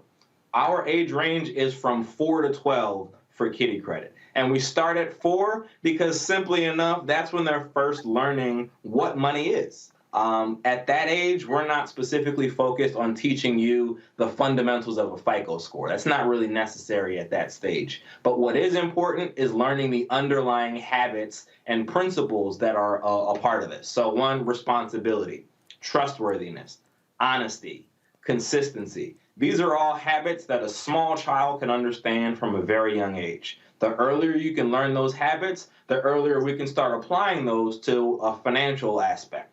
The older children, they are, let's say, our age ranges go 4 to 7 and then 8 to 12. We have cubs and pandas. Our cubs are really focused on that initial understanding of positive habits. The older children, the 8 to 12-year-olds, they asking you for stuff. They want money, they want toys, they want clothes, they want all kinds of stuff. Once you've gotten to a point where you know how to ask for things, you also need to understand where these things come from. The hard work that a parent had to put in to earn the money to be able to get them is the same thing that you will do with this app. You are going to put in the effort on the front end, and on the back end be rewarded for it. So that's how this process works. You start with the habits. Once you've built that habit, once you've built up some consistency, then you are rewarded for the activity that you've been doing on a regular basis, the same way any adult is in getting a paycheck every 2 weeks.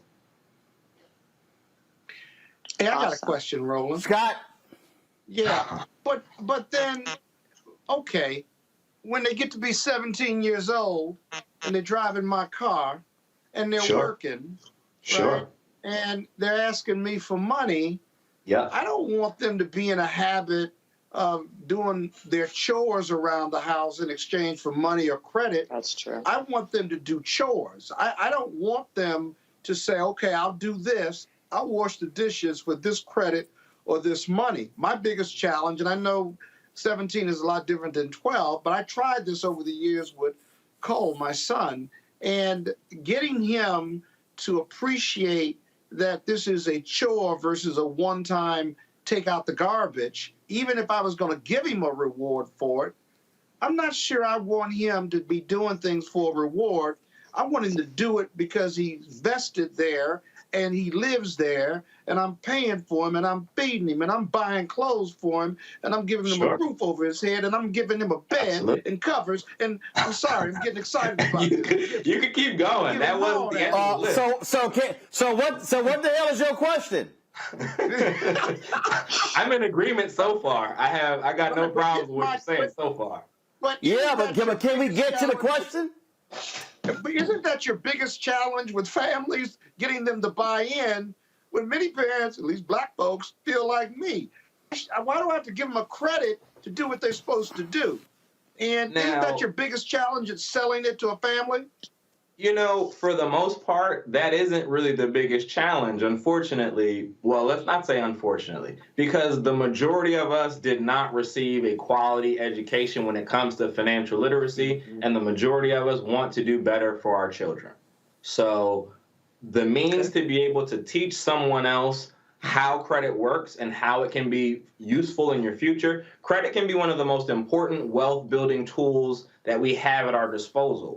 But we don't really understand how it works. What I don't want you to get caught up in is like a one-for-one transaction. It's not like you got one chore and that chore earns you $1. That's not what it is. You have a series of tasks that need to be completed over the course of, let's say, a week.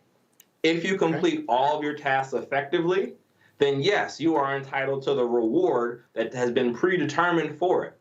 But if that reward isn't monetary, then they're not getting it. In the same way, if you go to school every day, you have to do your schoolwork. If you don't complete the task assigned, you are not going to get the A that you're after. So it's not any different from that. I'm not specifically trying to make this a transaction where you now have to say, all right, washing the dishes is worth 50 cents today. Complete that, come get your 50 cents. It's not that transactional. It's on a much larger level. And the way that this works is that a parent is responsible on the front and back end. The parent is the one who is going to determine what the chores and the rewards are. The child is going to then go complete those rewards and then submit to the parent for approval whether or not they actually did those chores or those activities up to the standard to be accepted. If they are, yes, you got it, you can move forward. If not, then you're not going to get that. The whole idea, first and foremost, is building the habit. And we build habits best through positive reinforcement. That positive reinforcement doesn't need to be dollars, but it can just be, shout out to you. Keep going. You're doing what you're supposed to. I'm loving it. We're a happy family. Like, these kinds of things reinforce the habit so that way it doesn't have to, at the end of the day, be monetary. One of the other reasons that we start earlier is because when they're at a younger age, children just want to be involved. They want to do what you're doing. If you are folding clothes, they want to start moving clothes. If you cooking dinner, they want to be involved in that. What often happens is in that 4 to 7 range, you were like, go be a kid, go do something else. I'm handling this stuff. So by the time they get to 17, they haven't had the experience of being involved in all these activities on a regular basis. And now it's sprung on them like, you want me to do this? And I'm like, well, I should get paid for it, right? That's how this works, right? You want me to do something new or something different? As opposed to from a much younger age, we're saying this is just part of the responsibilities of being in this household. There are benefits that come with being a part of this household, but there are also responsibilities that you have to live up to first and foremost. Mike, I got a quick question, Mike. And absolutely, please. Very brilliant person sent me this question to ask. How do they stay engaged in wanting the credit score and wanting the credit score that they can spend with their actual card, and how much do they start off with before doing chores?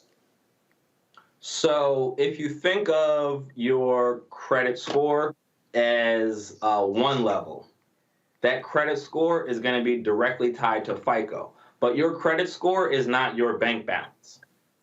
So the way you want to think about this is your credit score is going to determine how many bamboo bucks, is what we call it, our internal currency, is how many bamboo bucks you're going to receive. As our current standard, before a parent can go in and change anything, it's $1 per year old per week.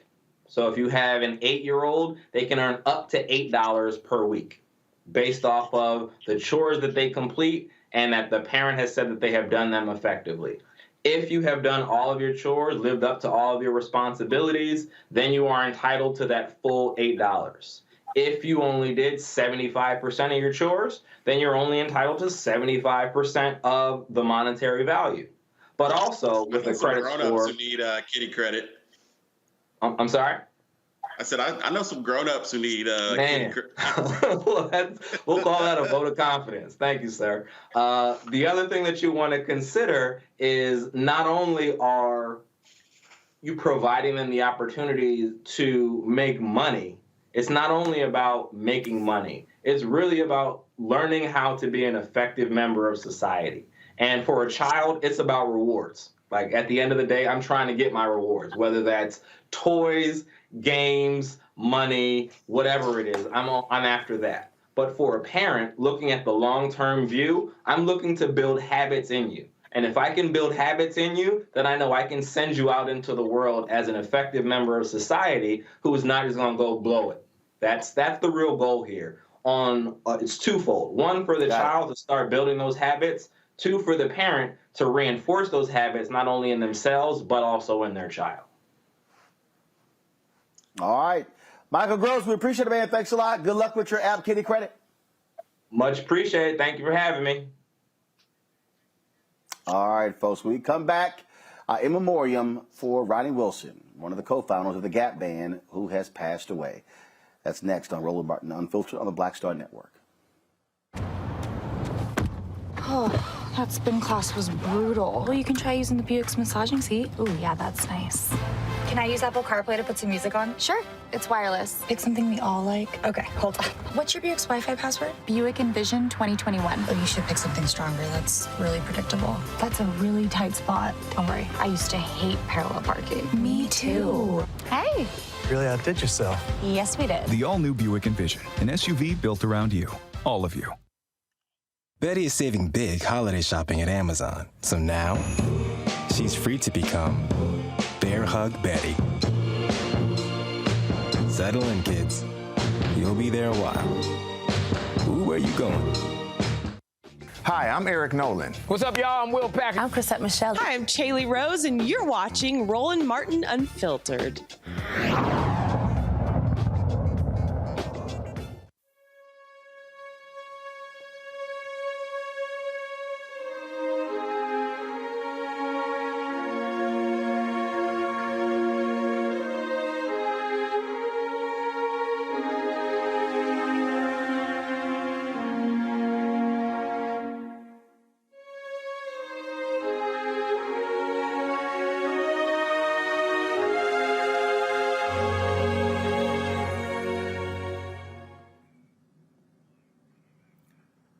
Ronnie Wilson, one of the co-founders of the Gap Band out of Tulsa, Oklahoma, has passed away at the age of 73. His wife wrote this yesterday on her Facebook page. Linda Bulwer Wilson wrote, "The love of my life was called home this morning at 10:01 a.m. Please continue to pray for the Wilson, Bulwer, and Collins family while we mourn his passing. Ronnie Wilson was a genius with creating, producing, and playing the flugelhorn, trumpet, keyboards, and singing music. From childhood to his early 70s, he will be truly missed." Wilson, who along with his brothers Charlie and Robert formed the Gap Band in the late 1960s. They were initially named the Greenwood Archer Pine Street Band after 3 streets in the black area of their hometown of Tulsa, Oklahoma. They later abbreviated it to the GAP Band and finally the Gap Band. Of course, the group gained its popularity by opening for bands such as the Rolling Stones. Best known hits: "You Dropped the Bomb on Me," "Early in the Morning," "Burn Rubber on Me," "Outstanding." Man, we could go on and on, of course. And speaking of outstanding, that's been sampled by more than 150 artists. Numerous folks have been paying tribute to Ronnie. Donnie Simpson wrote, "Sorry to hear that we've lost one of the Gap Band's founding members, Ronnie Wilson. Ronnie and his brothers Charlie and Robert put the funk down for a long time. He died yesterday after suffering a stroke last week. My deepest condolences to the Wilsons and their legion of fans." And so, again, Ronnie Wilson, knew him well. He often performed on the Tom Joyner Morning Show cruise, the Fantastic Voyage cruise with Charlie Wilson, and always got a chance to see Ronnie. Not only that, Ronnie also was an alpha man, so a fellow alpha brother as well. And so certainly condolences go out to his family and my homeboy, Charlie Wilson, as well, his brother. And so thoughts and prayers with him. Shout out to our panel today. John, thank you so very much. Brianna, thanks a lot. Scott, thank you so very much. Also for our political panel, we're going to have more conversation tomorrow. Don't forget, you're going to have the Black Women's Roundtable. They're going to be holding their protest tomorrow from 2 to 3 p.m. Eastern, fighting for voting rights on Capitol Hill. We'll be live streaming that right here on the Black Star Network. Folks, don't forget to also download the app. That's right. We're available on all platforms: Apple phone, Android phone, Apple TV, Android TV, Xbox, Samsung, Amazon Fire TV, all those platforms. So please support us. And in fact, also support us with our Bring the Funk fan club, where every dollar you give goes to support this show and what we do. Cash App is $RM Unfiltered. PayPal is R Martin Unfiltered. Venmo is RM Unfiltered. Zelle is Roland at RolandSMartin.com. Roland at RolandMartinUnfiltered.com. Folks, I'll see you guys tomorrow right here from H-Town. I'm Roland Martin. Y'all have an absolute great one. Ha!